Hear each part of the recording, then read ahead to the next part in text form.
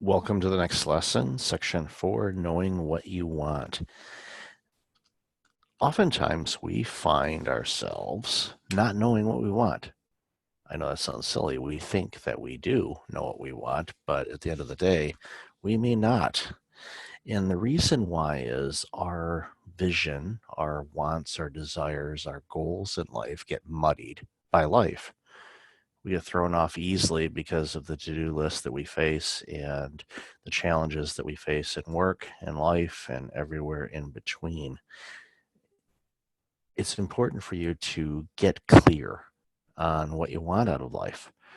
And there's many exercises and ways to do it, including having a mind map, for example. And there's plenty of online resources where you can do a free mind map or just grab a piece of paper and map out what you'd like your life to be. I know there's the exercise of writing what you'd want on your tombstone. Now, that can be a little grim, and maybe you don't want to do that, but design your life. It's your life. You can design it however you want. Now, yes, there may be some challenges if you set really lofty goals. Like if you want to be an Olympic gymnast and you've never climbed on anything in your life, chances are you may not be successful at that. So you want your goals and dreams to be realistic, but you know who you are. You know your skills, you know your gifts, you know what you're good at. And with a little time and effort and perseverance and persistence, you'll be successful in whatever you choose to do. You have to get clear on what you want, though, and the reasons why. And get clear on that, because I think sometimes you're going to get into a situation where you have motivation to be something or motivation to get away from something. I see this a lot with new business launches. They're motivated either because they have a product or service that they know is going to benefit society and people. And if you do have something like that, then in time, you should be able to monetize that and hopefully do quite well. However, many entrepreneurs that I run into are launching a business because they want to get away from the 9 to 5.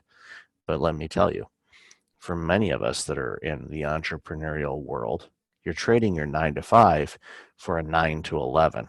So 9 a.m. to 11 p.m. or 5 a.m. to who knows when. And you need to have boundaries around how you spend your time on that, because it is a rabbit hole that's difficult to get out. I know firsthand. There are times where I spend a lot of time working on things and lose track of time. And I go, I need to take a break, because those breaks will allow you to get more clarity and improve the quality of the things that you're doing. So you need to figure out for yourself, what's motivating you to have this goal or this dream. Because once you get clear on what the motivation is, will dictate on how successful you're going to be in being able to address those challenges. In the mind mapping exercise too, and I'll have a link for a tool that you can use in the notes below. But I think it's important for you to play around with it and just get used to the tool and look at that. And here's another suggestion too. Go on YouTube and look up mind mapping exercises, and you'll see plenty of videos on how to do it. I'm not going to reinvent the wheel and do it here, but I think it'd be good for you to look and see on some different exercises the way to do it.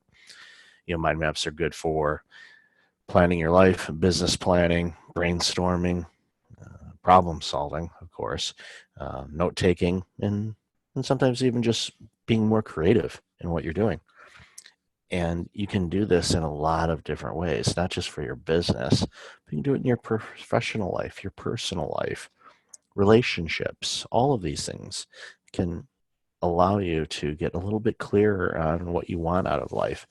It can be financial goals or education goals, even down to the routine responsibilities. And again, many of us go on autopilot when we're doing things in life. You don't have to. You don't have to be on autopilot. You can have routines, structures, plans, standard operating procedures, which you see in business world.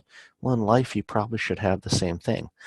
You already do, for the most part, but it's in your head. It's not documented. I know sometimes people say, I need to write down going to the gym, brushing my teeth, eating well, all this stuff.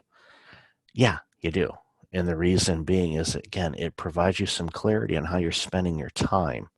And if you want to improve and get better at something, then you have to use your time to be able to do that. So you need to know how you're spending your time in order for you to be successful in changing something. And I know I use the C word, apologies for that. But if you want to improve things in life, there's going to be some things that need to be shifted. And by using these techniques and tools of mind mapping really can help you get clear on things you go. So look forward to chatting with you in the next session.